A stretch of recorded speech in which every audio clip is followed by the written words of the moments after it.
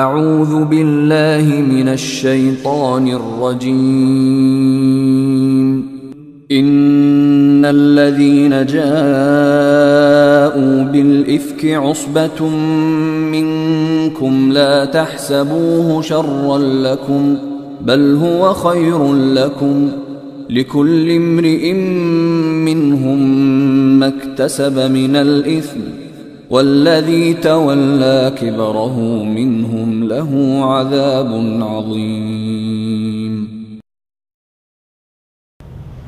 إن الحمد لله نحمده ونستعينه ونستغفره ونعوذ بالله من شرور أنفسنا ومن سيئات أعمالنا. من يهده الله فلا مضل له ومن يضلل فلا هادي له. أشهد أن لا إله إلا الله وحده لا شريك له وأشهد أن محمدا عبده ورسوله. أما بعد، أعوذ بالله من الشيطان الرجيم. بسم الله الرحمن الرحيم. إن الذين جاءوا بالإفك عصبة منكم لا تحسبوه شرا لكم بل هو خير لكم لكل امرئ منهم ما اكتسب من الإثم والذي تولى كبره منهم له عذاب عظيم.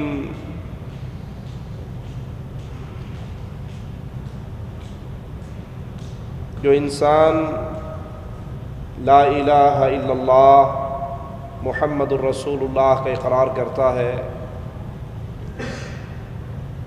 اہل ایمان میں شامل ہو جاتا ہے، اس کے اوپر پھر واجب ہے کہ وہ رسول اللہ صلی اللہ علیہ وسلم سے محبت کرے. جس سے پیار کیا جاتا ہے، جس سے محبت کی جاتی ہے، اس کے پیاروں سے بھی پیار کیا جاتا ہے. محمد کریم صلی اللہ علیہ وسلم، ان کا ادب و احترام، ان کا پیار،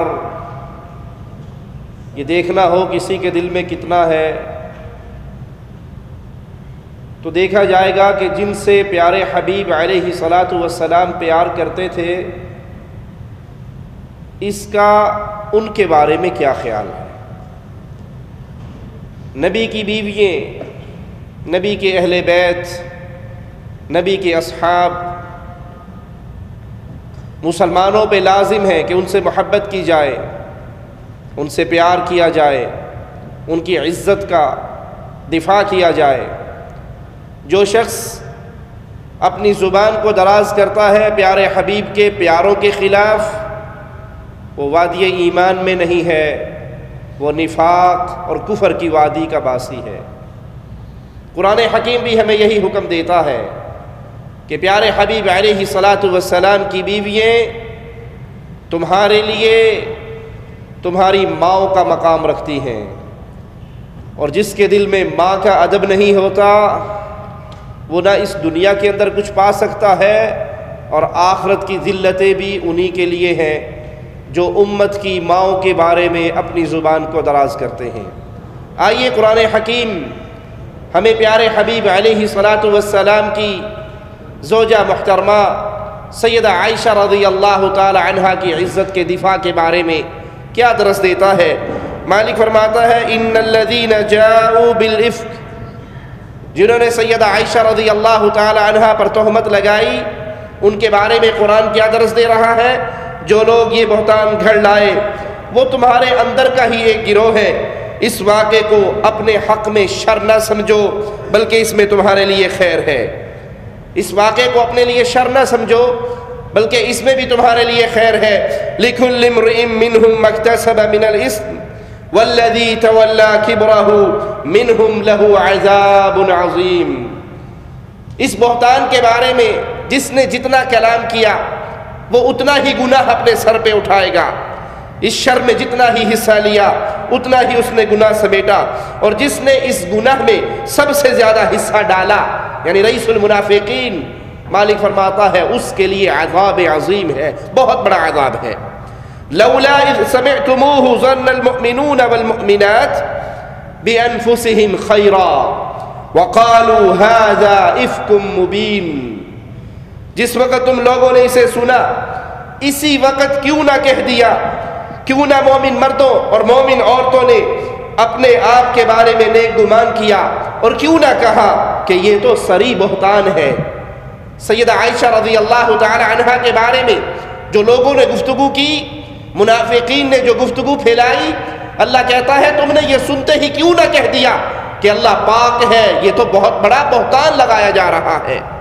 صحیح مسلم میں سیدنا زید بن ارقم رضی اللہ عنہ وارضاہ سے روایت ہے، فرماتے ہیں قام رسول اللہ صلی اللہ علیہ وسلم یوما خطیبا بماء يدعى خما بین مکہ والمدینہ فحمد اللہ واثنى علیہ ووعظ وذکر ثم قال الا اما بعد الا ایها الناس فانما انا بشر يوشك ان ياتي رسول ربي فاجيب وانا تارك فيكم ثقلين اولهما كتاب الله فيه الهدى والنور فخذوا بكتاب الله واستمسكوا به۔ سیدنا زید کہتے ہیں پیارے حبیب محمد کریم صلی اللہ علیہ وسلم مکہ اور مدینہ کے درمیان پانی کی ایک جگہ ہے جسے خم کہتے ہیں، حجۃ الوداع سے واپسی پر ایک روز رسول اللہ صلی اللہ علیہ وسلم نے یہاں کھڑے ہو کے خطبہ ارشاد فرمایا، اللہ کی حمد و ثنا کی، وعظ و نصیحت فرمائی، اور پھر فرمایا اے لوگو انما انا بشر۔ پیارے نبی فرما رہے ہیں صلی اللہ علیہ وسلم، اے لوگو میں انسان ہوں، میں بشر ہوں۔ نبی فرمائے میں بشر ہوں، اور اگر اب بھی کوئی عقیدہ رکھے کہ بشر کہنا نبی کو گستاخی ہے، بلکہ رسول کریم صلی اللہ علیہ وسلم وہ تو نور من نور اللہ ہے، وہ تو اللہ کے نور کا ٹکڑا ہے، وہ بظاہر بشر ہے، حقیقت میں وہ نورانیت کا لباس پہن کر آئے ہیں، تو کیا ایسا عقیدہ رکھنے والا رسول کریم صلی اللہ علیہ وسلم کی حدیث کو نہیں ٹھکرا رہا؟ پیارے نبی خود فرما رہے ہیں، محمد کریم صلی اللہ علیہ وسلم خود ارشاد فرما رہے ہیں فَإِنَّمَا أَنَا بَشَرٌ، میں بشر ہوں، میں انسان ہوں، یوشک ان یأتی رسول ربی، ہو سکتا ہے میرے پاس اللہ کا فرشتہ موت کا پیغام لے کر آئے اور میں اسے لبیک کہوں، مجھے موت تو آنی ہے، ہو سکتا ہے مجھے موت آ جائے اور میں لبیک کہوں، موت کے پروانے پر میری روح قبض کر لی جائے، میں فوت ہو جاؤں، میں یہ جہاں چھوڑ کے اگلے جہاں چلا جاؤں، تو یاد رکھو میں تمہارے درمیان دو چیزیں چھوڑ کر جا رہا ہوں، میں تمہارے درمیان ان میں سے ایک تو اللہ کی کتاب ہے جس میں ہدایت ہے، جس میں نور ہے، اس کو پکڑے رکھنا، اس کو قابو رکھنا، اس میں عمل کرنا، یہ تلقین فرما رہے ہیں رسول اللہ صلی اللہ علیہ وسلم۔ یہ قرآن اس میں نور ہے، یہ قرآن اس میں ہدایت ہے، اس کو نہ چھوڑنا، اس کو پکڑے رکھنا، اس سے چمٹ کے رہنا۔ اب پیارے نبی صلی اللہ علیہ وسلم وہ فرما رہے ہیں اس کتاب کو تھامے رکھنا، اس میں نور ہے، اور مولوی کیا پٹی پڑھاتے ہیں، قرآن کو ترجمے سے نہ پڑھنا گمراہ ہو جاؤ گے۔ قرآن سمجھنے کے لیے 15 علوم کی ضرورت ہے۔ پیارے حبیب فرما رہے ہیں اس قرآن کو نہ چھوڑنا، اس میں ہدایت ہے، ہدایت اللہ کی طرف سے بھیجی ہوئی کتاب میں ہے، کسی مولوی کی لکھی ہوئی کتاب میں نہیں۔ ہدایت نامی چیزیں دنیا میں بیٹھ کے تسلیم نہیں ہوتی، ہدایت وہ ہے جو اللہ نے نازل کی۔ اور پیارے حبیب علیہ السلام زندگی کے آخری ایام کے اندر، آخری زندگی کے ایام ہے پیارے نبی کے صلی اللہ علیہ وسلم، حجۃ الوداع سے واپس آ رہے ہیں اور اس قرآن کو قابو رکھنے، پکڑنے، اس کے ساتھ جڑے رہنے کی تلقین کر رہے۔ پھر فرمایا پہلی چیز تو قرآن، اور دوسری چیز وَأَهْلُ بَيْتِي أُذَكِّرُكُمُ اللَّهَ فِي أَهْلِ بَيْتِي أُذَكِّرُكُمُ اللَّهَ فِي أَهْلِ بَيْتِي، دوسرا میں اپنے اہل بیت تمہارے درمیان چھوڑ کے جا رہا ہوں، تمہیں اللہ کا خوف دلاتا ہوں، اللہ کی یاد دلاتا ہوں۔ اہل بیت کے بارے میں اس بات کو رسول اللہ صلی اللہ علیہ وسلم نے 2 مرتبہ ارشاد فرمایا۔ عبد الرحمن بن عوف رضی اللہ عنہ وارضاہ فرماتے ہیں لما حضر النبی صلی اللہ علیہ وسلم، جب اللہ کے پیارے حبیب پر وفات کا وقت قریب آیا، قالوا یا رسول اللہ صلی اللہ علیہ وسلم، لوگوں نے کہا اے اللہ کے حبیب اوصینا، قال اوصیکم بالسابقین الاولین من المہاجرین وبابنائہم ومن بعدہم الا تفعلوه لا يقبل منکم صرف ولا عدل، رواہ طبرانی۔ پیارے نبی صلی اللہ علیہ وسلم کی وفات کا وقت قریب آیا، لوگوں نے کہا یا رسول اللہ صلی اللہ علیہ وسلم نصیحت کیجئے۔ آپ علیہ السلام نے فرمایا میں تمہیں مہاجرین جو سب سے پہلے ایمان لے کر آئے ان کے بارے میں، ان کی اولادوں کے بارے میں تمہیں نصیحت کرتا ہوں، ان کے بعد آنے والے تابعین کے بارے میں ان کا ادب و احترام کرنے کی وصیت کرتا ہوں، جنہوں نے سب سے پہلے پیارے حبیب علیہ السلام کی مدد کی، ایمان لے کر آئے، اللہ کے حبیب علیہ السلام پر اپنی جانیں نچھاور کی، اپنا مال قربان کیا، آپ کے دست و بازو بنے، آپ کے ساتھی بنے۔ میں ان کے بارے میں، ان کی اولادوں کے بارے میں، ان کے تابعین کے بارے میں جو ان کے بعد آنے والے ہیں ان کے بارے میں ادب و احترام کی وصیت کرتا ہوں، اور سنو جو ان کا ادب و احترام نہیں کرے گا اللہ اس کا نہ فرض قبول کرے گا نہ نفل قبول کرے گا۔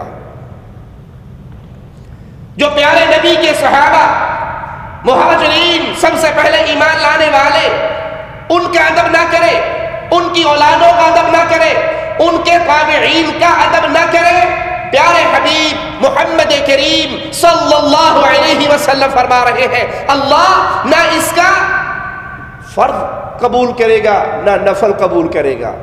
اور جن ظالموں کے یہ عقیدے ہیں کہ نعوذ باللہ ثم نعوذ باللہ، پیارے حبیب علیہ السلام کی وفات کے ساتھ ارتد الناس بعد النبی الا 4، کہ محمد صلی اللہ علیہ وسلم کی وفات کے ساتھ ہی تمام صحابہ نعوذ باللہ مرتد ہو گئے اور صرف 4 مسلمان رہے۔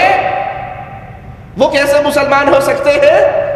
ان کی نمازیں، ان کے روزے، ان کے حج و زکوٰۃ کیسے قبول ہوں گے جب پیارے نبی اعلان فرما کر جا رہے ہیں جو میرے مہاجر صحابہ ان کی اولاد اور ان کے تابعین کا نہ ادب کرے نہ احترام کرے، اللہ نے نہ اس کا فرض قبول کرنا ہے نہ نفل قبول کرنا ہے۔ جو صرف ادب و احترام کے معاملے میں کمی کرے اس کے لیے تو یہ وعید ہے، اور جو تمام صحابہ کو نعوذ باللہ کافر کہتا پھرے کیا وہ بھی مسلمان ہو سکتا ہے؟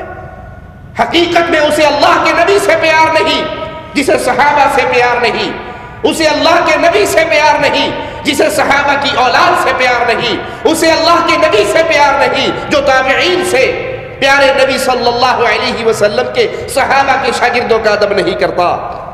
صحیح بخاری میں سیدہ عائشہ رضی اللہ تعالی عنہا سے روایت ہے، فرماتی ہے قال ابو بکر رضی اللہ عنہ والذی نفسی بیدہ لقرابۃ رسول اللہ صلی اللہ علیہ وسلم احب الی ان اصل من قرابتی، قربان جاؤں سیدنا ابو بکر رضی اللہ عنہ وارضاہ کی محبت پہ، پیارے نبی سے ان کا ادب و احترام کا ماجرا، کہنے لگے مجھے اس ذات کی قسم جس کے ہاتھ میں ابو بکر کی جان ہے، اپنے رشتہ داروں سے اچھا سلوک کرنے سے زیادہ مجھے یہ اچھا لگتا ہے کہ محمد کے رشتہ داروں سے اچھا سلوک کروں صلی اللہ علیہ وسلم۔ میرے پیارے نبی کا نام آئے تو محبت سے کہیں صلی اللہ علیہ وسلم۔ سیدنا ابو بکر کہہ رہے ہیں میں اپنے رشتہ داروں سے صلہ رحمی کروں، اچھا سلوک کروں، اس سے زیادہ عزیز مجھے یہ ہے کہ میں محمد کریم صلی اللہ علیہ وسلم کے رشتہ داروں سے اچھا سلوک کروں۔ یہ ادب ہے، یہ احترام ہے، یہ محبت ہے، یہ محبت کے طریقے ہیں۔ جو ان راہوں پہ چل کے آئے اس کی محبت قبول ہوگی، اور جو ان راہوں کو چھوڑ دیتا ہے وہ محبت کے دعوے میں جھوٹ بولتا ہے۔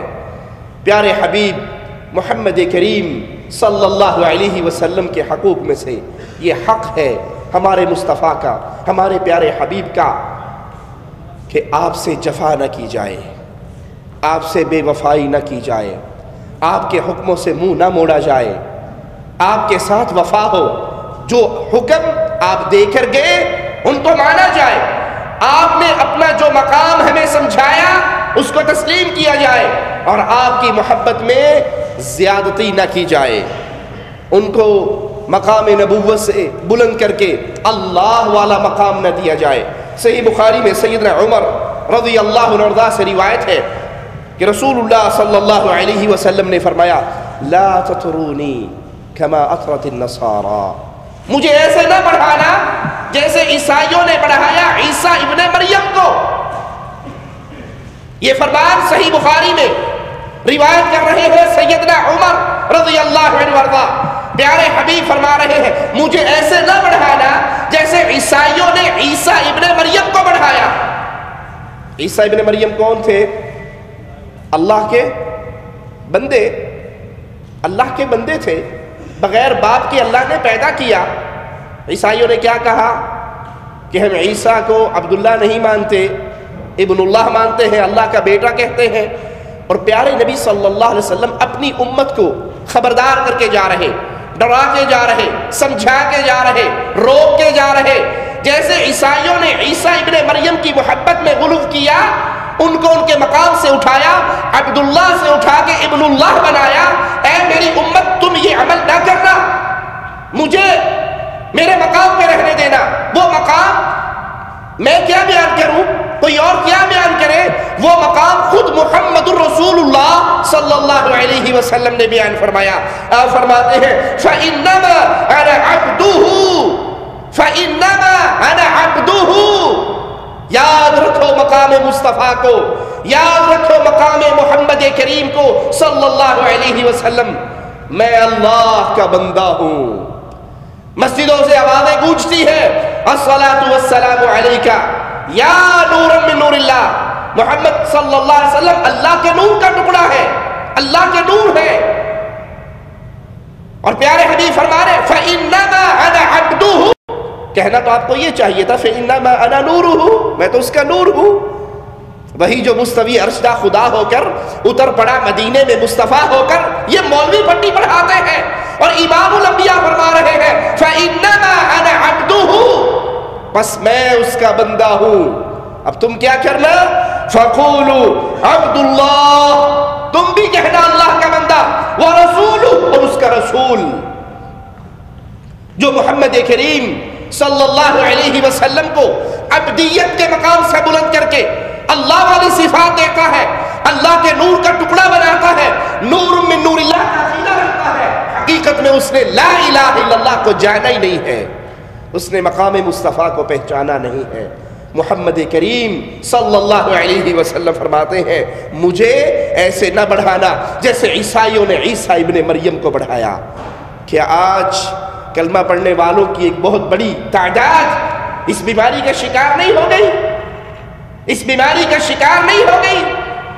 ایک ڈاکٹر صاحب بیان کرتے ہوئے کہتے ہیں کہ رسول اللہ صلی اللہ علیہ وسلم سب کچھ ہے، وجہ اللہ بھی محمد ہے، حبل اللہ محمد ہیں، حبل اللہ محمد ہیں، ارے ذکر اللہ محمد ہیں، صراط اللہ محمد ہیں، نور اللہ محمد ہیں، اطاعت اللہ محمد ہیں، محبت اللہ محمد ہیں، معرفت اللہ محمد ہیں، اور خدا کی قسم وجہ اللہ محمد ہیں، وجہ اللہ محمد ہیں، رب کا مکھڑا محمد ہے، رب کا مکھڑا محمد ہے، بس ایک رب محمد نہیں، باقی سب کچھ محمد ہے۔ انا للہ و انا الیہ راجعون۔ اگر وجہ اللہ محمد ہے تو پھر محمد اللہ ہوئے۔ پیارے حبیب فرما رہے ہیں فَإِنَّمَا أَنَا عَبْدُ، میں اللہ کا بندہ ہوں، فَقُولُوا، تم بھی کہو عبد اللہ، اللہ کا بندہ، وَرَسُولُ، اور اس کا رسول۔ پیارے نبی صلی اللہ علیہ وسلم کی یہ محبت نہیں ہے کہ آپ کو مقام عبدیت سے اٹھا کر الوہیت کے مقام پہ بٹھا دیا جائے، اللہ کی صفات دے دی جائے، یا آپ کو وجہ اللہ مانا جائے۔ یہ عقیدے بربادی کے عقیدے ہیں، شرک کی دلدل کی طرف لے جانے والے عقیدے ہیں، جس سے ایمان برباد ہو جاتا ہے اور انسان ہمیشہ کی جہنم کا ایندھن بن جاتا ہے۔ سیدنا ابو ہریرہ سے روایت ہے، رسول اللہ صلی اللہ علیہ وسلم کے فرمان سیدنا ابو ہریرہ امت کے لیے بیان کرتے ہیں، سنیے۔ پیارے نبی نے فرمایا لا تجعلوا قبری عیدا، لا تجعلوا قبری عیدا وصلوا علی فإن صلاتکم تبلغنی حیث ما کنتم، رواہ احمد۔ سیدنا ابو ہریرہ فرماتے ہیں پیارے نبی صلی اللہ علیہ وسلم نے فرمایا لا تجعلوا قبری عیدا، میری قبر پہ عید نہ بنانا، میلہ نہ لگانا، عرس نہ لگانا، اکٹھ نہ کرنا، میری قبر کو میلہ گاہ نہ بنانا، میری قبر کو عرس نہ بنانا۔ آج تو ہر گلی میں عرس ہے، انڈیا پاکستان بنگلہ دیش کی گلیوں میں گھومیے، آپ کو ہر 1 کلومیٹر کے بعد کوئی نہ کوئی بابا جی نظر آ جائے گا، کوئی نہ کوئی شاہ جی نظر آ جائے گا، کہاں کسی کا عرس، کہیں کسی کا عرس، کہیں کسی کا عرس۔ وہ عرس بنانے کے لیے لوگ انڈیا والے انڈیا سے چل کے پاکستان آ رہے ہیں، پاکستان والے انڈیا پہنچ رہے ہیں، کروڑوں روپے غریب عوام کے خون کی کمائی وہ ان درباروں کے نظر کی جا رہی ہے۔ میں اللہ کے لیے درد کے ساتھ، چھیڑنا مقصود نہیں، طنز کرنا مقصود نہیں، محبت، درد اور پیار کے ساتھ سوال کرتا ہوں، کائنات کے سارے پیروں، بزرگوں، فقیروں کی قبر کیا محمد کریم کی قبر کے برابر ہو سکتی ہے؟ افضل ہے ساری قبروں میں پیارے نبی کی قبر۔ ارے کوئی تو دفن ہوا بغداد کی گلیوں میں، کوئی دفن ہوا بریلی کی گلیوں میں، کوئی دفن ہوا تھانہ بھون کی گلیوں میں، کوئی دفن ہوا ملتان کی گلیوں میں، جہاں میرے پیارے حبیب دفن ہوئے اللہ نے اس کو جنت بنا دیا۔ وہ ریاض الجنہ میں دفن ہوئے، پیارے نبی کے حجرے سے لے کر آپ کے منبر تک، آپ کی زندگی کے اندر اس جگہ کو اللہ نے جنت کا باغ قرار دیا۔ سب سے پیاری قبر پیارے نبی کی ہے۔ اب سوچئے اللہ کے لیے، جب نبی کریم کی قبر پہ میلہ نہیں لگ سکتا تو کسی اور بابے کی قبر پہ لگ سکتا ہے؟ عقل والو، عقل مندو، اس عقل کو استعمال کر کے سوچو، جب رسول اللہ صلی اللہ علیہ وسلم فرما رہے ہیں میری قبر پہ میلہ نہ لگانا، تو اور کسی بابے کا میلہ کیسے لگے گا؟ جب اللہ کے نبی کی قبر پہ آ کے آپ کا عرس نہیں بنایا جا سکتا تو کسی اور کا کیسے بنایا جائے گا؟ جب پیارے نبی کی قبر پہ چادریں نہیں چڑھ سکتی اور کسی کی قبر پہ کیسے چڑھے گی؟ جب نبی کی قبر پہ سجدے جائز نہیں ہے، نبی کی قبر کا طواف جائز نہیں ہے، تو اللہ کی قسم لال شہباز قلندر کی قبر کا طواف بھی جائز نہیں ہے۔ یہ پیارے نبی کی تعلیم ہے۔ تم نے کلمہ میرے رسول کا پڑھا ہے صلی اللہ علیہ وسلم، جس کا کلمہ پڑھا ہے اسی کی بات تمہیں سناتا ہوں۔ وہ اپنی قبر کے بارے میں کہہ کر جا رہے ہیں لا تجعلوا قبری عیدا، میری قبر کو عیدگاہ نہ بنانا، میلے کی جگہ نہ بنانا، عرس کی جگہ نہ بنانا، اکٹھ کی جگہ نہ بنانا، بلکہ کیا کرنا؟ وصلوا علی فإن صلاتکم تبلغنی حیث ما کنتم، جہاں کہیں ہو تم وہاں سے درود پڑھو، اللہ کے ملائکہ تمہارے درود کو مجھ تک پہنچا دیں گے۔ آج تو ڈائریے جندریے چھپی ہوئی لوگوں کی جیب میں ہے، آج وہاں میلہ ہے، کل وہاں میلہ ہے، آج اس بابے کا عرس ہے، کل اس بابے کا عرس ہے۔ صرف عرس نہیں منایا جاتا، بابا جی کی قبر کو عرق گلاب سے غسل بھی دیا جاتا ہے۔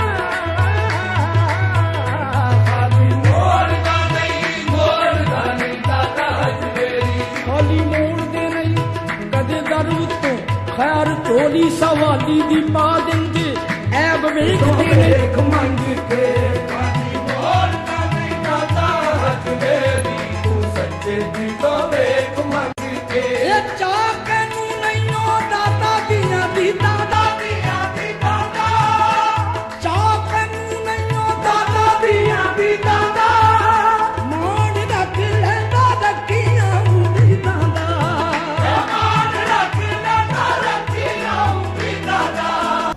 بابا جی کی قبر کی چادروں کو بدلا بھی جاتا ہے. جو دلہا کلا پہنتے ہیں، صحرا باندھتے ہیں، ہندوؤں کی عادات پہ چلتے ہوئے بابا جی کی قبر کا سرہانے کے پتھر پہ کلا رکھا جاتا ہے.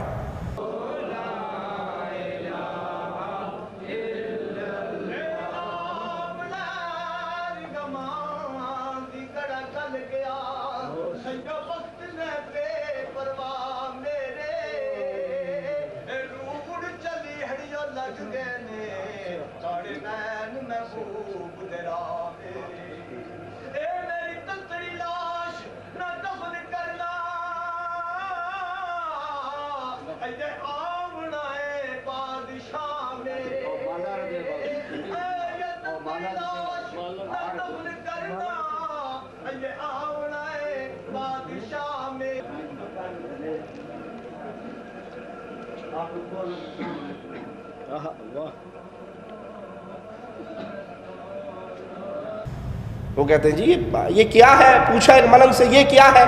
یہ بابا جی کی شادی ہے. کڑی دے بھی کہو کتھے جدھر ویاہ کرن دے ہو کتھے؟ کہاں یہ تو فوت ہو گیا. کہا بس یہ اوپر سے فوت ہوا، حقیقت میں یہ مرا نہیں ہے، زندہ ہے اور آج بابا جی کی شادی ہے.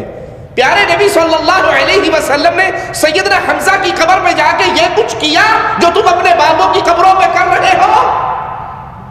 درد کے ساتھ، محبت کے ساتھ، پیار کے ساتھ راہ توحید کا راہی بنانے کے لیے ایک سوال کرتا ہوں. چھیڑتا نہیں ہوں، طنز نہیں کرتا ہوں، کسی کو جلانا مقصود نہیں ہے. مقصود یہ ہے پیارے بھائی، دین بند ہو چکا ہے محمد کریم کی زندگی میں. آپ کی وفات سے پہلے الیوم اکملت لکم دینکم کا حکم جاری ہو چکا. دین کمپلیٹ ہے. اگر یہ قبروں میں آ کے میلے لگانا، یہ پیروں کی شادیاں کرنا، یہ باپوں کی قبروں کو دھونا، ان کی چادروں کو تبدیل کرنا، ان کی تاریخیں فکس کرنا، ان پہ آ کے عرس لگانا دین تھا، تو کیا مصطفیٰ نے سیدنا امیر حمزہ سید الشہداء کی قبر پہ یہ سب کچھ کیا؟ کیا میرے پیارے حبیب علیہ السلام کی وفات کے بعد سیدنا ابوبکر صدیق نے حجرہ عائشہ میں آ کر یہ سب کچھ کیا؟ کیا فاروق اعظم نے مصطفیٰ کی قبر پہ یہ سارا کچھ کیا؟ کیا عثمان غنی نے کیا؟ کیا سیدنا علی نے کیا؟ کیا سیدنا حسن نے کیا؟ کیا سیدنا امیر معاویہ نے کیا؟ رضوان اللہ علیہم اجمعین. اور جتنی ان کو رسول اللہ سے محبت تھی کائنات میں کسی اور کو ہو سکتی؟ جہاں کہیں ہو وہاں سے درود پڑھو. تمہارا درود پیارے حبیب فرما رہے ہیں تم کہیں بھی ہو مجھ تک پہنچایا جاتا ہے. حدیث ایک مسئلہ اور یہاں سمجھا رہی ہے. جن بھائیوں کا یہ عقیدہ ہے کہ نبی کریم صلی اللہ علیہ وسلم حاضر ناظر ہر وقت ہر جگہ موجود ہیں، ہر وقت ہر جگہ موجود ہیں، تو جملہ کیا ہونا چاہیے تھا؟ تم جہاں بھی درود پڑھو گے میں سن لیتا ہوں، میں تو وہاں موجود ہوتا ہوں. فرمایا نہیں، تم درود پڑھو جہاں کہیں ہو، تمہارا درود مجھ تک پہنچایا جاتا ہے. کیا معنی؟ پیارے حبیب صلی اللہ علیہ وسلم اپنی قبر میں دفن ہے، آپ کی قبر جنت کا باغ ہے، آپ برزخ کے جہاں کے اندر ہیں، دنیا سے رشتہ ختم ہو چکا ہے، تمہارا درود اللہ کے ملائکہ مجھ تک پہنچاتے ہیں، میں ہر جگہ پہ حاضر ناظر موجود نہیں ہوں. کاش ان احادیث کو ہم نیوٹرل ہو کے سمجھیں. کاش ان احادیث کو، احادیث رسول کو، فرامین رسول کو نیوٹرل ہو کر سادگی سے سنیں اور اپنے عقیدوں کو حدیث کے مطابق کرتے جائیں. ہلاکت اور بربادی کب ہوتی ہے؟ جب انسان عقیدہ پہلے بناتا ہے، دلیل بعد میں ڈھونڈتا ہے، پھر یہ ہلاک ہو گیا، برباد ہو گیا. اور جب انسان حدیث کو سنتا ہے، فرمان مصطفیٰ کو سنتا ہے، قرآن کی آیت کو سنتا ہے، سن کر عقیدہ بناتا ہے، یہ ہدایت کی راہ کا راہی ہے اور یہ ضرور اللہ کی رحمت سے ہدایت کو پالے گا. تو عقیدہ بنا کر دلیل تلاش نہ کیجئے، دلیل سن کر اپنے عقیدے کو ٹھیک کیجئے. پیارے نبی صلی اللہ علیہ وسلم کا ایک اور فرمان سنیے. اللہم، یہاں تو اپنی قوم کو منع کیا نا، صحابہ کرام کو منع کیا، اپنی امت کو منع کیا. اب یہاں اللہ کے نبی دوسرے فرمان میں اللہ سے دعا کر رہے ہیں، وہ سنیے. اللہم لا تجعل قبری وثنا، اے اللہ میری قبر کو سجدہ گاہ نہ بنا دینا، وثن نہ بنا دینا کہ لوگ اس کی پوجا کریں. پیارے نبی منع فرما رہے، رسول اللہ صلی اللہ علیہ وسلم منع قبروں کا طواف کرنے والوں، اے قبروں کو عرق گلاب سے غسل دینے والوں، اے قبروں کو ریشمی چادروں سے ڈھانپنے والوں، اے قبروں کی پوجا کرنے والوں، اے قبروں کی طرف منہ کر کے حالت نماز اور حالت قیام میں کھڑے ہونے والوں، اے قبروں کی طرف خشوع سے خضوع سے روتے ہوئے گھٹنوں پہ چلتے ہوئے آنے والوں،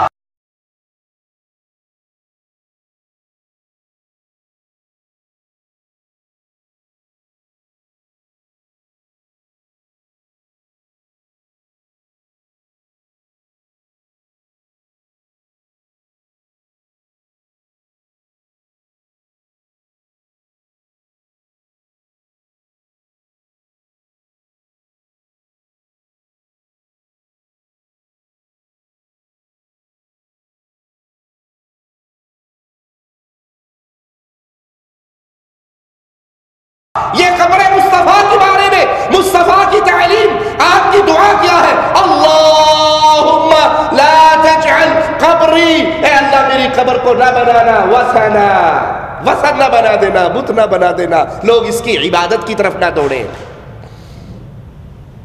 میں پھر آپ سے ادب و احترام سے سوال کرتا ہوں، یہ مصطفیٰ کی قبر، یہ مصطفیٰ علیہ السلام کی پیاری آرام گاہ، جب اس کو سجدے، اس کی پوجا، اس کے لیے رکوع و طواف، اس کے لیے نذر و نیاز، اس کے لیے رکوع، اس کے لیے قربانیاں، اس کی عبادت والے معاملے نہیں ہو سکتے، تو دنیا کے اندر کوئی ایسا بابا نہیں ہے جس کی قبر مصطفیٰ کی قبر سے پیاری ہو اور وہاں پہ یہ عمل ہو۔ پیارے حبیب علیہ السلام کے حقوق میں سے یہ حق ہے کہ ہم صرف صحیح حدیث کو بیان کریں، من گھڑت روایات، موضوع روایات، ان کو احادیث رسول نہ کہیں، ان کو بیان نہ کریں۔ پیارے حبیب علیہ السلام فرماتے ہیں، من کذب علی متعمدا، جو جان بوجھ کے میرے اوپر جھوٹ باندھتا ہے، فلیتبوأ مقعدہ من النار، وہ اپنا ٹھکانہ، وہ اپنی بیٹھک، وہ اپنی جگہ آگ کے اندر بنا رہا ہے۔ جو جان بوجھ کے، اسے یقین نہیں ہے کہ یہ حدیث ہے یا نہیں، بس اپنی بات کو منوانے کے لیے، جی حدیث میں آیا ہے، پیارے نبی کا فرمان ہے، موضوع، من گھڑت، جھوٹی روایت، اس کو حدیث رسول کہنا اور پیارے حبیب علیہ السلام کی طرف منسوب کرنا، یہ بہت بڑی ہلاکت کا دروازہ ہے۔ پیارے نبی صلی اللہ علیہ وسلم فرما رہے ہیں وہ اپنا ٹھکانہ آگ کے اندر بنا لے۔ ابو داؤد میں سیدنا ثوبان سے روایت ہے کہ رسول اللہ صلی اللہ علیہ وسلم نے فرمایا، وَإِنَّهُ سَيَكُونُ فِي أُمَّتِي كَذَّابُونَ، میری امت کے اندر جھوٹے آئیں گے، 30 کے قریب جھوٹے نبوت کے دعوے دار آئیں گے، وہ جھوٹ بولیں گے، وہ نبوت کا دعویٰ کریں گے، كُلُّهُمْ يَزْعَمُ أَنَّهُ نَبِيٌّ، ہر کسی کا یہ گمان ہوگا، ہر کسی کا یہ دعویٰ ہوگا، ہر کوئی یہ سمجھے گا أَنَّهُ نَبِيٌّ کہ وہ نبی ہے۔ اور پیارے نبی صلی اللہ علیہ وسلم ان نبوت کے ڈاکووں کے بارے میں، ان جھوٹوں کے بارے میں کیا کہتے ہیں؟ وَأَنَا خَاتَمُ النَّبِيِّينَ لَا نَبِيَّ بَعْدِي، میں آخری نبی ہوں، میرے بعد کوئی نبی نہیں ہے۔ پیارے نبی علیہ السلام کی مقام نبوت پر ڈاکہ ڈالنے والے آئیں گے، وہ ڈاکے ڈالیں گے، وہ اعلان کریں گے، وہ اپنے آپ کو نبی سمجھیں گے، وہ اپنے پیچھے چلنے والوں کو دعوتیں دیں گے، ان کو جنت کی بشارتیں سنائیں گے، اور پیارے حبیب صلی اللہ علیہ وسلم فرما رہے ہیں وہ سب کذاب ہے، وہ جھوٹے ہیں، میں آخری نبی ہوں، لا نبی بعدی، میرے بعد کوئی نبی نہیں ہے۔ وہ جھوٹا دعوے دار مسیلمہ کذاب ہو، یا ماضی قریب کا مرزا غلام احمد قادیانی ہو، یا اس کے بعد قیامت تک کتنے لوگ دعویٰ کریں گے، یہ سب جھوٹے ہیں، یہ سب نبوت کے ڈاکو ہیں، یہ مقام رسالت کے دشمن ہیں، یہ توہین رسالت کا ارتکاب کر کے ملت اسلامیہ سے خارج ہو کے کفر کی وادی میں جا گرے ہیں۔ پیارے حبیب آخری نبی ہے، آپ کے بعد کوئی اور نبی نہیں ہے۔ جبرائیل علیہ السلام جو وحی لے کر پیارے حبیب پہ آیا کرتے تھے، آپ کی وفات کے ساتھ ہی وحی کا وہ سلسلہ بند ہو چکا ہے، اب کسی میں وحی نہیں آتی۔ لوگوں کے تو دعوے ہیں لوگ تو اپنے پیر بابا حضرت شیخ مرشد کے بارے میں سمجھتے ہیں کہ ان پہ بھی فرشتے آتے ہیں، اور جو جھوٹے نبی بن بیٹھے ہیں وہ بھی دعویٰ کرتے ہیں۔ مرزا غلام احمد قادیانی اپنی ایک کتاب کے اندر اپنے اوپر آنے والے ایک فرشتے کا ذکر کرتے ہیں۔ وہ کہتے ہیں کہ جب مجھے پیسوں کی ضرورت ہوتی تو ایک فرشتہ پیسے لے کر میرے پاس آتا۔ جب مجھے پیسوں کی ضرورت ہوتی ایک فرشتہ آتا جو مجھے پیسے دے کر جاتا، اور اس فرشتے کا نام تھا ٹیچی ٹیچی۔ ٹیچی ٹیچی، لا الہ الا اللہ۔ آپ جانتے ہوں گے ٹے اور چے، یہ دونوں لفظ عربی میں، جی ٹے اور چے عربی میں، لیکن انگلش میں تو ہے نا، انگلش میں ٹی ہے، انگلش میں ٹی ہے، سی ایچ ہے، چے کی آواز دیتا ہے۔ مرزا صاحب کے اوپر جو ٹیچی ٹیچی فرشتہ آتا تھا وہ اللہ کی طرف سے نہیں، برطانیہ کی طرف سے آتا تھا، انہی کے بنائے ہوئے نبی تھے۔ یہ اپنے پیروں، اپنے بزرگوں، اپنے بابوں کے بارے میں یہ سمجھنے والے کہ اس میں وحی ہوتی ہے، فرشتہ اترتا ہے، یہ کذاب ہے، یہ جھوٹ بول رہا ہے۔ مصطفیٰ آخری نبی، آپ فرما کر کے لا نبی بعدی، میرے بعد کوئی نبی نہیں، اب وحی کا سلسلہ بند ہو چکا ہے، کسی پر کوئی فرشتہ وحی لے کر نہیں آتا۔ ہمارے کراچی کے ایک مولوی صاحب ہیں، وہ پیر عبد القادر جیلانی کی تعریف کرتے ہوئے بیان فرماتے ہیں کہ ایک قبر کے اندر سے رونے پیٹنے کی آواز آ رہی تھی، تو کچھ لوگوں نے جا کے پیر جیلانی سے کہا کہ پیر صاحب یہ مردہ بیچارہ، اس کو بڑا عذاب ہو رہا ہے، رو رہا ہے، چیخ رہا ہے، نظر کرم فرما دیجئے اس کا عذاب کم ہو جائے۔ تو پیر جیلانی نے پوچھا یہ میرا مرید تھا؟ کہا نہیں، آپ کا مرید تو نہیں تھا۔ اچھا اچھا اچھا، اس نے کبھی میرے دسترخوان سے روٹی کھائی تھی؟ کہا نہیں جی، کبھی آپ کے دسترخوان پہ بھی نہیں آیا۔ اس نے کبھی میرے پیچھے نماز پڑھی تھی؟ کہا نہیں جی، ہمیں نہیں یاد اس نے آپ کے پیچھے کبھی نماز بھی نہیں پڑھی۔ یہ کبھی میری محفل میں آ کے بیٹھا تھا؟ کہا نہیں جی، آپ کی محفل میں آ کے بھی نہیں بیٹھا۔ تو پیر جیلانی نے اپنا سر جھکا لیا، تھوڑی دیر سر جھکائے رکھا، اور پھر سر اٹھا کر کہنے لگا کہ ابھی ابھی فرشتوں نے مجھے آ کر بتایا ہے کہ یہ آپ سے محبت کیا کرتا تھا، اس کا آپ کے ساتھ تعلق تھا، اور اس تعلق کی بنا پر یہ کبھی آپ کے پاس آیا بھی تھا، اللہ نے اس کے عذاب کو ختم کر دیا، اور واقعی اس مردے کی قبر سے چیخ و پکار کی آواز بند ہو گئی۔ صلو علی الحبیب صلی اللہ تعالی علی محمد۔ بہجت الاسرار شریف صفحہ 194 ہی پر ایک اور حکایت منقول ہے۔ ایک بار بارگاہ غوثیت معاد علیہ رحمت الطواب میں حاضر ہو کر لوگوں نے عرض کی، یا سیدی، قبرستان میں ایک قبر سے مردے کی چیخ و پکار کی آوازیں آ رہی ہیں، مرشدونا کرم فرمائیے بیچارے کا عذاب دور ہو جائے۔ آپ رحمت اللہ تعالی علیہ نے ارشاد فرمایا، کیا اس نے مجھ سے خرقہ خلافت پہنا ہے؟ لوگوں نے عرض کی ہمیں معلوم نہیں۔ فرمایا کیا کبھی وہ میری مجلس میں حاضر ہوا؟ لوگوں نے لا علمی کا اظہار کیا۔ فرمایا کیا اس نے کبھی میرا کھانا کھایا؟ لوگوں نے پھر لا علمی کا اظہار کیا۔ آپ رحمت اللہ تعالی علیہ نے پوچھا کیا اس نے کبھی میرے پیچھے نماز پڑھی؟ لوگوں نے وہی جواب دیا۔ تو سرکار غوث پاک رحمت اللہ تعالی علیہ نے سر مبارک ذرا سا جھکا لیا، تو آپ رحمت اللہ تعالی علیہ پر جلال و وقار کے آثار ظاہر ہوئے، اور کچھ دیر کے بعد فرمایا مجھے ابھی بھی فرشتوں نے بتایا اس نے آپ کی زیارت کی ہے، اور آپ سے اسے عقیدت بھی تھی، لہذا اللہ رب العزت نے اس پر رحم فرمایا۔ الحمدللہ عز و جل اس کی قبر سے آوازیں آنی بند ہو گئی۔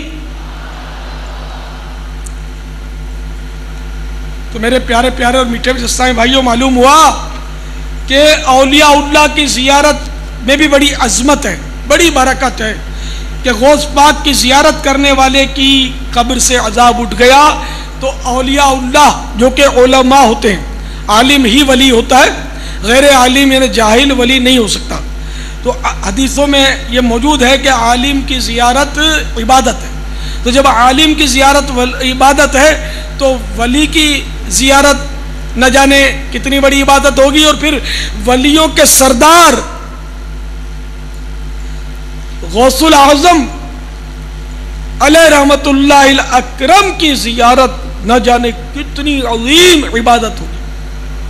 اس کی برکت سے قبر سے عذاب اٹھ گیا. انا للہ و انا الیہ راجعون. کیا پیارے نبی آخری نبی نہیں ہے؟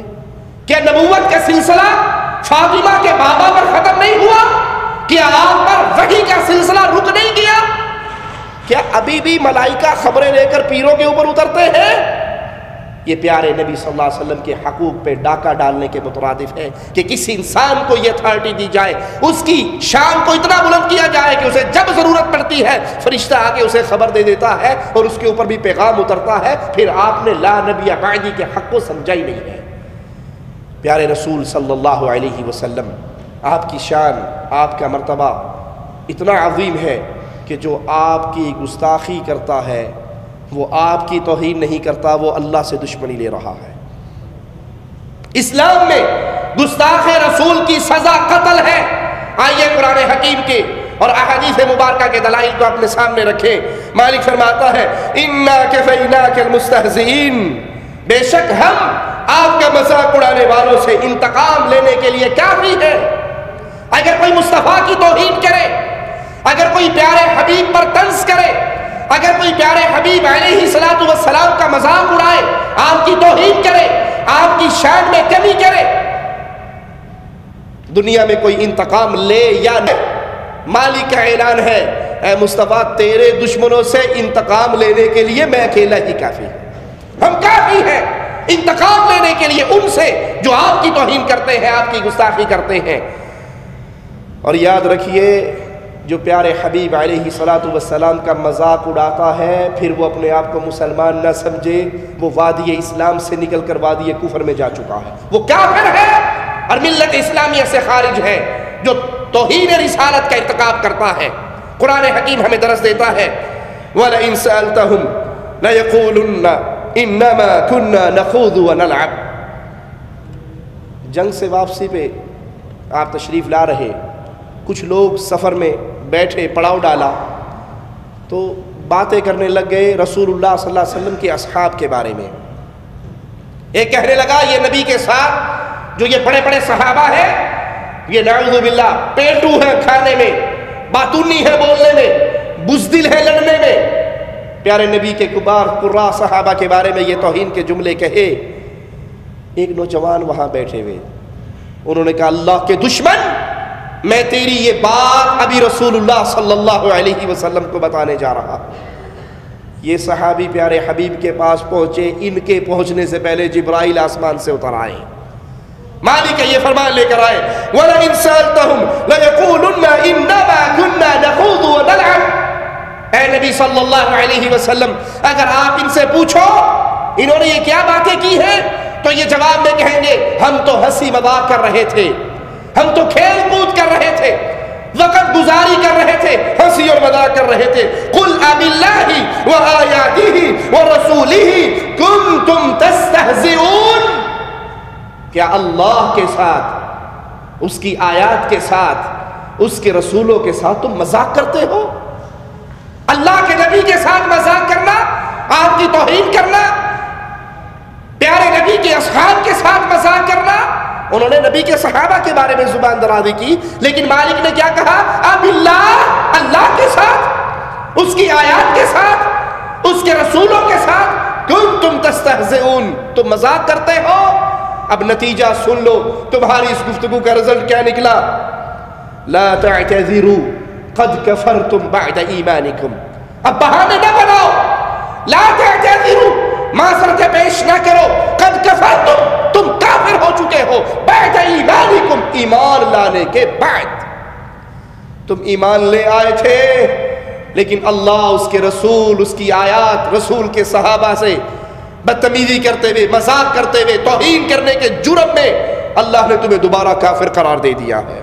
اگر تمہارے ایک گروہ کو ہم معاف بھی کر دیں تو ایک گروہ کو ضرور سزا دیں گے کیونکہ تم مجرم ہو۔ اگر تمہارے ایک گروہ کو معاف کر دیا جائے تو دوسرے گروہ کو ضرور سزا ملے گی کیونکہ تم نے بہت بڑا جرم کیا ہے۔ رسول اللہ صلی اللہ علیہ وسلم کی توہین کرنے والے کی سزا اسلام میں قتل ہے، بھلے وہ پیارے نبی کی توہین کرنے والا مسلمان ہو یا کافر ہو، وہ مسلمان ہو یا کافر ہو، دونوں صورتوں میں رسول اللہ صلی اللہ علیہ وسلم کی توہین کرنے والے کو قتل کیا جائے گا۔ سیدنا ابی برزہ رضی اللہ عنہ سے روایت ہے، فرماتے ہیں کنت عند ابی بکر رضی اللہ عنہ وارضا، میں سیدنا ابو بکر کے پاس بیٹھا تھا، فتغیظ علی رجل فاشتد علی، وہ ایک شخص پہ ناراض ہونے لگے، غصے ہونے لگے اور ان کا غصہ بہت بڑھ گیا۔ فقلت تأذن لی یا خلیفۃ رسول اللہ صلی اللہ علیہ وسلم، اے رسول اللہ کے خلیفہ کیا آپ مجھے اجازت دیتے ہو اضرب عنقہ، میں اس کی گردن کاٹ دوں؟ آپ کو اس شخص پہ بہت غصہ آیا ہے کہ آپ مجھے اجازت دیتے ہو میں اس کی گردن کاٹ دوں؟ فاذهبت کلمتی غضبہ فقام فدخل فارسل الی فقال ما الذی قلت آنفا، میرا یہ جملہ سن کے سیدنا ابو بکر رضی اللہ عنہ وارضا کا غصہ ختم ہو گیا اور وہ کہنے اپنے حجرے میں چلے گئے، پھر مجھے بلایا اور کہا ابھی تو نے کیا کہا تھا، ابھی تو نے کیا کہا تھا، کس بات کی اجازت لی تھی؟ قلت اذن لی اضرب عنقہ، میں نے کہا تھا مجھے اجازت دو میں اس کی گردن کاٹ دیتا ہوں، میں اس کو قتل کر دیتا ہوں۔ قال اکنت فاعلا لو امرتک، سیدنا ابو بکر کہنے لگے اگر میں تجھے حکم دیتا کیا تو واقعی اس کو قتل کر دیتا؟ اگر میں تجھے حکم دیتا کیا واقعی تو اس کو قتل کر دیتا؟ قلت نعم، ہاں ابو بکر صدیق رضی اللہ عنہ، اے خلیفۃ رسول اگر آپ مجھے حکم دیتے میں لازم اس کو قتل کر دیتا۔ اب سیدنا ابو بکر رضی اللہ عنہ کا جملہ سنیے، قال واللہ ما كانت لبشر بعد محمد صلی اللہ علیہ وسلم، اللہ کی قسم کسی بشر کے لیے جائز نہیں رسول اللہ کے بعد کہ کوئی اس کی گستاخی کرے، اس کی توہین کرے، اسے قتل کر دیا جائے۔ یہ شان بشر میں سے صرف رسول اللہ کی شان ہے۔ کس میں سے؟ جی بشر میں سے، نور من نور اللہ میں سے نہیں۔ سیدنا ابو بکر یہاں پھر یاد کروا رہے ہیں پیارے حبیب کی بشریت کو۔ بشریت میں کوئی ایسی شخصیت نہیں کہ جو اس کی ساتھ توہین والا، گستاخی والا، بدتمیزی والا معاملہ کرے اس کو قتل کر دیا جائے۔ صرف بشریت کے امام محمد الرسول اللہ صلی اللہ علیہ وسلم کی یہ شان۔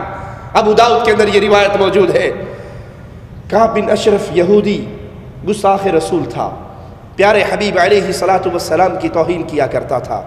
ایک دن پیارے رسول محمد کریم صلی اللہ علیہ وسلم نے فرمایا کون ہے جو کعب بن اشرف کا کام تمام کرے؟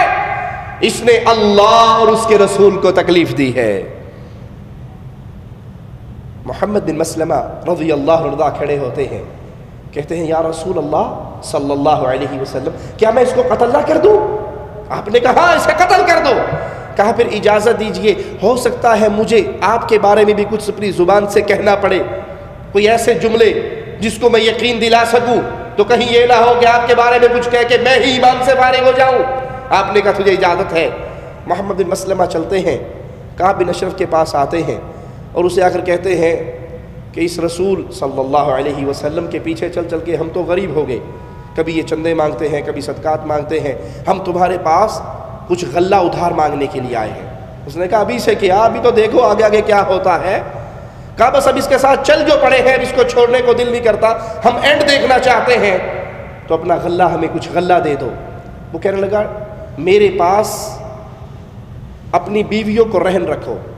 کہا تو بڑا خوبصورت ہے، سردار ہے، مالدار ہے، خوبصورت ہے، اپنی بیویوں کو تیرے پاس رہن رکھ کے ان کو فتنے میں ڈالنا ہے، یہ کام نہیں کر سکتے۔ کہا اچھا ٹھیک ہے، پھر اپنے بیٹوں کو رہن رکھ دو۔ کہا یہ بھی مشکل کام ہے، لوگ ہمارے بیٹوں کو تانے دیا کریں گے کہ تمہارے باپ نے چند کلو غلے کی وجہ سے تمہیں رہن رکھا تھا، ساری عمر کے لیے ان کو تانا ملے گا، یہ بھی نہیں کر سکتے۔ کہا پھر کیا چاہتے ہو؟ کہا ہم اپنا اسلحہ تمہارے پاس رہن رکھتے ہیں۔ اتفاق ہو گیا، واپس آ گئے، اس کے ساتھ دوسرا وعدہ طے ہو گیا، اس وعدے پر پہنچتے ہیں اپنے ساتھیوں کو لے کر۔ ابو نائلہ ان کے ساتھ ہے اور اس کے قلعے کے پاس جا کر آواز دیتے ہیں۔ وہ اٹھ کے باہر آنے لگتا ہے، اس کی بیوی کہتی ہے کہاں جا رہے ہو؟ کہا مجھے بلایا ہے۔ کہا نہ جاؤ، اس آواز میں سے مجھے خون کی بدبو آ رہی ہے، مجھے خون کی بو آ رہی ہے، یہ کسی دوست کی آواز نہیں، یہ دشمن کی آواز ہے، نہ جاؤ۔ اس وقت کی عورتوں کی فراست کا بھی کیا کہنا۔ یہ تو کہنے لگا یہودی کعب بن اشرف، یہ تو میرا رضائی بھائی ہے، اگر اس وقت کسی شریف آدمی کو نیزہ مارنے کے لیے بھی بلایا جائے تو وہ انکار نہیں کر سکتا، یہ تو رضائی بھائی ہے۔ قلعے سے باہر نکل آیا، کعب بن اشرف کے سر میں خوشبو لگی ہوئی، خوشبوؤں سے بہکا ہوا۔ محمد بن مسلمہ رضی اللہ عنہ کہنے لگے تمہارے سر میں خوشبو بہت پیاری ہے۔ وہ اپنی تعریف سن کے اور پھول گیا، عرب کی سب سے زیادہ پیاری خوشبو والی عورت میرے حجرے میں ہے۔ کہا ہمیں بھی سونگنے دو گے؟ تو فوراً اپنا سر جھکا دیا کہ سونگ لو۔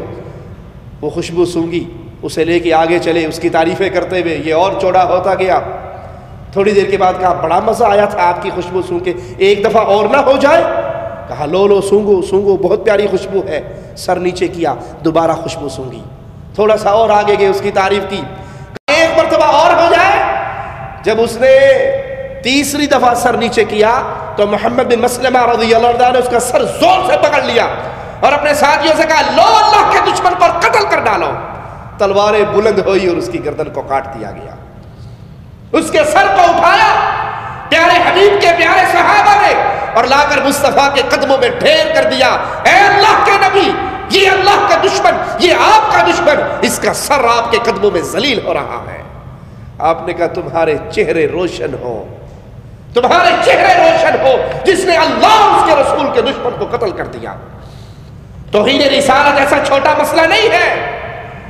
آج کل تو توہین رسالت جس نے یہود و نصارہ کی آنکھوں کا تارا بننا ہوتا ہے وہ یہ قدم اٹھاتا ہے کہ ویسے غریب ہوں، کسی غریب ملک کا باسی ہوں، جب میں یہ جرم کروں گا تو اس جرم کرنے کی وجہ سے مجھے یورپ کے اندر ہاتھوں ہاتھ لیا جائے گا۔ یہ وہ جرم ہے، اللہ مالک فرماتا ہے اپنے نبی کے گستاخوں کے لیے انتقام کے طور پر میں تنہا کافی ہوں۔ اور اگر وہ اسلامی اسٹیٹ میں ہونے والا کوئی شخص ہو تو اسلامی حاکم پہ لازم ہے کہ ایسے شخص کی سر کو اس کے تن سے جدا کر دیا جائے جو محمد کریم صلی اللہ علیہ وسلم کی گستاخی کرتا ہے۔ ابو رافع یہودی، گستاخ رسول، پیارے نبی کی گستاخی کرنے والا، آپ کی توہین کرنے والا، اشعار پڑھنے والا، آپ کے دشمنوں کو ابھارنے والا۔ صحیح بخاری میں سیدنا برا بن عازب سے روایت ہے، رسول کریم صلی اللہ علیہ وسلم نے چند انصار کو ابو رافع کا کام تمام کرنے کے لیے روانہ کیا اور سیدنا عبداللہ بن عتیق کو ان کا امیر بنایا۔ وہ قلعے کے اندر بند ہو کے رہا کرتا تھا۔ انہوں نے اپنے ساتھیوں کو روکا اور کہا تم ٹھہرو، میں خبر لے کر آتا ہوں۔ شام کا وقت، رات کا وقت، قلعہ بند ہونے والا۔ یہ دروازے کے قریب جا کے اپنی چادر لے کے ایسے بیٹھ گئے جیسے کوئی قضائے حاجت کے لیے بیٹھتا ہے۔ وہ دربان نے دیکھا، وہ سمجھا کوئی ہمارا ہی بندہ بیٹھا ہوا ہے، کہنے لگا جلدی آ جاؤ، میں دروازہ بند کرنے لگا ہوں۔ یہ اندر چلے گئے، اس نے دروازہ بند کر دیا، چابیاں ایک جگہ پہ رکھ دی۔ انہوں نے چابیوں کا دروازہ بھی، چابیوں کی جگہ بھی دیکھ لی اور ابو رافع کے پاس شعر و شاعری کی مجلسیں لگی ہوئی، گویے گفتگو کر رہے۔ جب وہ سارے اٹھ کے چلے گئے، وہ اپنے بچوں کے ساتھ سونے کے لیے پہنچا۔ یہ اس کے گھر میں داخل ہوئے اور جہاں سے داخل ہوتے جس دروازے سے اس کو کنڈی لگا دیتے، اگلے کو کھولتے پھر اندر سے کنڈی لگا دیتے۔ کیوں؟ حالانکہ دروازے کھلے چھوڑنے چاہیے تاکہ جب بھاگنے کا وقت آئے تو مجھے کوئی روکے نہ۔ لیکن یہ مصطفیٰ کی محبت میں کس مقام پہ پہنچے ہوئے، کنڈیاں اندر سے لگا رہے ہیں کہ اس کے قتل ہونے سے پہلے کوئی اس کی مدد کو نہ آ جائے۔ کنڈیاں لگا کے اندر آئے، اس کے نیند والے کمرے میں جہاں اپنے بچوں کے ساتھ سو رہا، وہاں کھڑے ہو کر اس کو آواز دی، ابو رافع۔ اس نے کہا کون ہے؟ اسی آواز کے اوپر وار کیا تلوار کا، وار خالی گیا. یہ باہر آ کر دروازے کے پاس کھڑے ہو گئے. تھوڑی دیر بعد پھر کہتے ابو رافع, کہا تیری ماں پر مصیبت ٹوٹے, تیری ماں تجھ پہ روئے, ابھی کسی نے میرے اوپر تلوار کا وار کیا ہے. جب اس کا جملہ لمبا ہوا اور اس کی جگہ پتہ لگ گئی, ابو رافع پر پھر دوسرا وار کیا سیدنا عبداللہ نے, اور تلوار کو اس کے پیٹ پہ رکھ کر اس کی پوچھ تک بستر تک پہنچا دیا. کہا اس وقت تک وزن ڈالتا رہا جب تک یقین نہ ہو گیا کہ محمد کا دشمن قتل ہو گیا صلی اللہ علیہ وسلم. اس کو قتل کرنے کے بعد بالائی خانے میں رہنے والا سیڑھیوں سے نیچے اترتے ہوئے کہا میں سمجھا کہ زمین آ گئی ہے اور ابھی سیڑھیاں باقی تھی, میں نے قدم نیچے رکھا, میں اس سیڑھیوں سے نیچے گرا, میری ٹانگ ٹوٹ گئی. میں نے اپنی پگڑی سے اپنی ہڈی کو باندھ لیا, اپنی ٹانگ کو باندھ لیا, قلعے سے باہر آیا اور دروازے کے ساتھ ہی بیٹھ گیا کہ اس وقت تک نہیں جاؤں گا جب تک اپنے کانوں سے ابو رافع یہودی گستاخ رسول کی موت کی خبر نہ سن لوں. جب صبح کے مرغ نے آواز دی, دربان دروازے پہ چڑھا اور اس نے کہا اے لوگو, ابو رافع یہودی کی موت کا ہم اعلان کرتے ہیں, وہ رات قتل ہو چکا ہے. کہا اس وقت میں اپنے دوستوں کے پاس, ساتھیوں کے پاس آیا اور پیارے نبی صلی اللہ علیہ وسلم کو ساری خبر دی اور اپنی ٹانگ کا بتایا کہ اللہ کے نبی میری ٹانگ ٹوٹ گئی. آپ نے کہا اپنی ٹانگ کو سیدھا کرو. مصطفیٰ علیہ السلام نے اپنے پیارے ہاتھوں کو ان کی ٹانگ پہ پھیرا, کہا ایسے ہوگی گویا کبھی ٹوٹی ہی نہیں.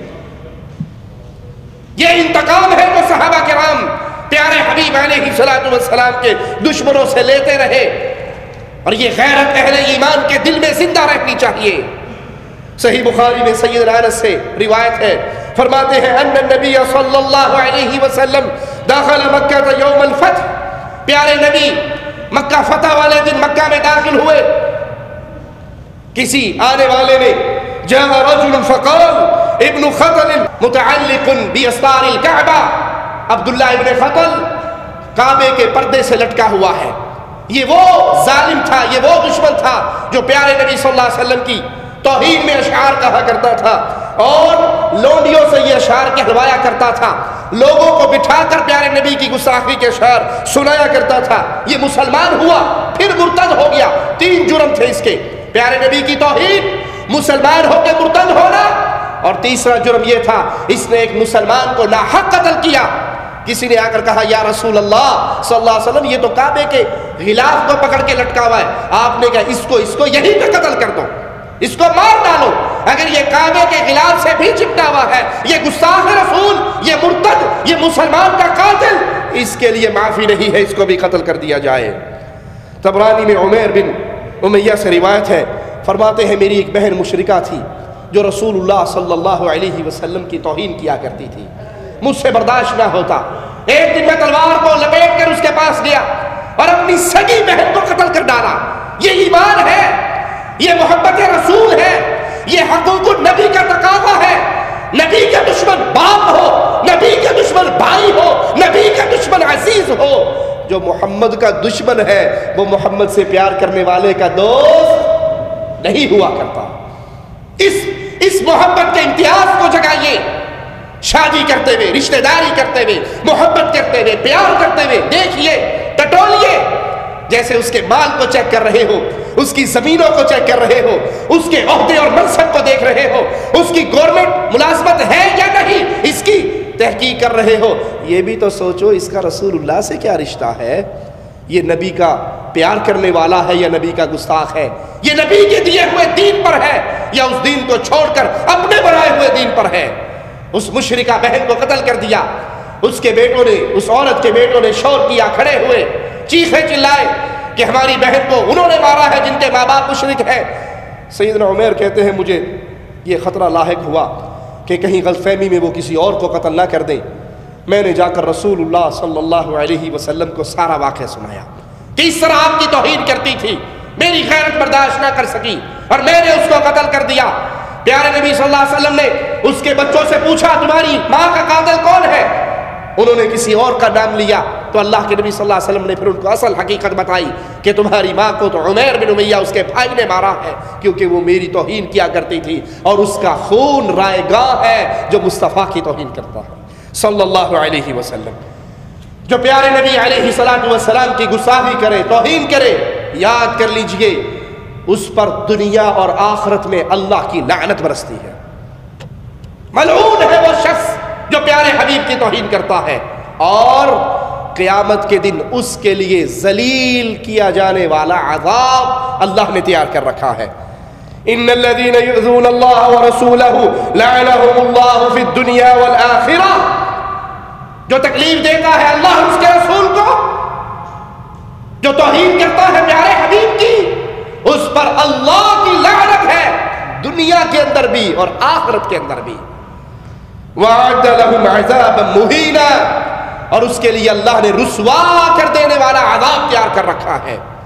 تو پیارے بھائیوں، پیارے نبی صلی اللہ علیہ وسلم کے حقوق کو یاد کرو، اپنے بچوں کو یہ حقوق سناؤ، اپنے بچوں کو اس کی تربیت دو، یہ یاد کرواؤ، اپنی بیوی کو یاد کرواؤ، اپنی اولاد کو یاد کرواؤ، پیارے نبی کی محبت کا چراغ اپنے سینوں میں بھی جلاؤ اور اپنے گھر والوں کے سینوں میں بھی جلاؤ۔ پچھلے دنوں ایک شخص کا ایک بڑا عجیب واقعہ پڑھنے کو ملا۔ استاد اپنے شاگردوں سے پوچھتا ہے، بچوں تم بڑے ہو کر کیا بنو گے؟ سب بچے نے اپنی اپنی خبر سنائی، کسی نے کہا میں ڈاکٹر بنوں گا، کسی نے کہا میں انجینئر بنوں گا، کسی نے کچھ کہا، کسی نے کچھ کہا۔ ایک بچے نے کہا میں صحابی بنوں گا۔ استاد بڑا حیران ہوا کہ یہ صحابی بننے کا شوق اس کے دل میں کیسے پیدا ہو گیا؟ تو کہا تمہارے دل میں یہ شوق کیسے پیدا ہوا کہ تم صحابی بنو گے؟ چھوٹا سا بچہ، اس کو نہیں معلوم صحابی کون ہوتے ہیں، کیسے بنے تھے۔ تو کہنے لگا استاد میری والدہ روزانہ رات کو سونے سے پہلے کسی نہ کسی صحابی کی کہانی مجھے سناتی ہے، اور میں اپنی ماں سے وہ کہانیاں سن کے مجھے یقین ہو گیا کہ صحابہ نبی سے محبت کرنے والے تھے، نبی سے پیار کرنے والے تھے، نبی کے دین پہ عمل کرنے والے تھے، تو میرا بھی جی کرتا ہے میں صحابی بن جاؤں۔ تو استاد نے کہا مجھے یقین ہو گیا کہ اس بچے کے پیچھے اس کی کسی عظیم ماں کی تربیت ہے۔ یہ جو کچھ آپ کو سنایا، احادیث سے پیارے نبی کے حقوق جو آپ تک پہنچائے، اس کو سن کر سبحان اللہ کہہ کر سو نہ جائیے، اس کو یاد کیجئے، یاد کروائیے، اپنی اولاد کو سنائیے، اس پہ عمل کیجئے، اس کی طرف لوگوں کو دعوت دیجئے، اور اللہ سے دعا کیجئے اللہ ہمارے دل میں رسول اللہ صلی اللہ علیہ وسلم کے محبت اور پیار کے چراغ کو جگا دے۔ اللہ ہمیں زندہ رکھنا ایمان پہ رکھنا، اللہ ہمیں زندہ رکھنا توحید پہ رکھنا، اللہ ہمیں زندہ رکھنا تیری عبادت کی دعوت دینے والے بنا کر رکھنا، جب موت دینا تو اس حال میں دینا ہمارے دل میں اے اللہ تیری محبت ہو، تیرے حبیب کی محبت ہو، تیرے دین کی محبت ہو، اس دین پہ عمل کرنے والے ہو، اس دین کی طرف دعوت دینے والے ہو، جب تک زندہ رہے لا الہ الا اللہ محمد الرسول اللہ کا پیغام عام کرتے رہیں، اور جب موت آئے وہ بھی اسی حال میں آئے کہ ہماری زبان سے لا الہ الا اللہ کا آوازہ بلند ہو رہا ہو۔ اقول قولی ھذا واستغفر اللہ لی ولکم ولسائر المسلمین فاستغفروہ انہ هو الغفور الرحیم۔